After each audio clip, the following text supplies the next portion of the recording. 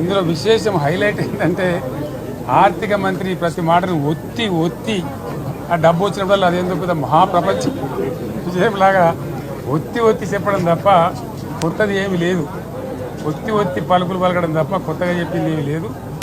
ఏ ఒక కొత్త సంక్షేమ పథకం కానీ ఏది కూడా లేదు.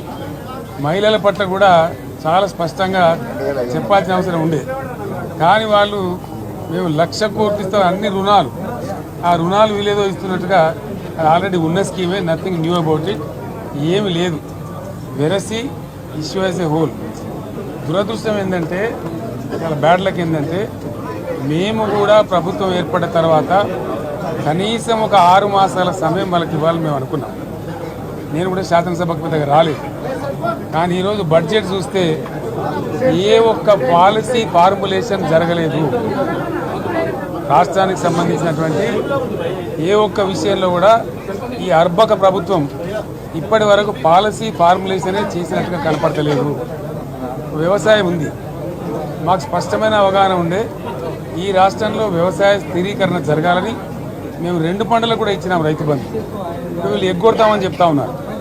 మేమేదో రైతులకు ఇచ్చిన డబ్బును దాన్ని పాడు చేసినాము, చెడగొట్టినాము, దుర్వినియోగం చేసామన్న పద్ధతిలో దురదృష్టకరమైన వ్యాఖ్యలు చేస్తూ ఉన్నారు.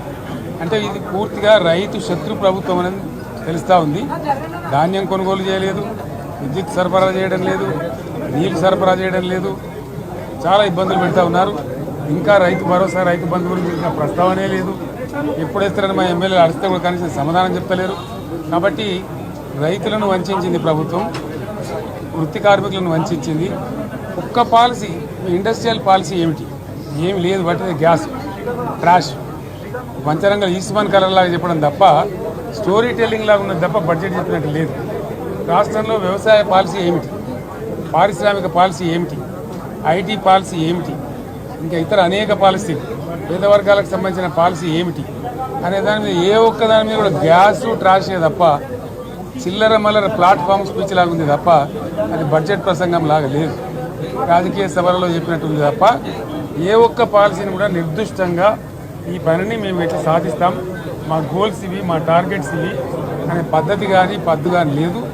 ఇది పేదల బడ్జెట్ కాదు, రైతుల బడ్జెట్ కాదు, యువల బడ్జెట్. విశ్లేషణలో మీకు తెలుస్తుంది. భవిష్యత్తులో బ్రహ్మాండంగా మేము దీన్నంతా కూడా చీల్చి చెండాడబోతాం. Thank you.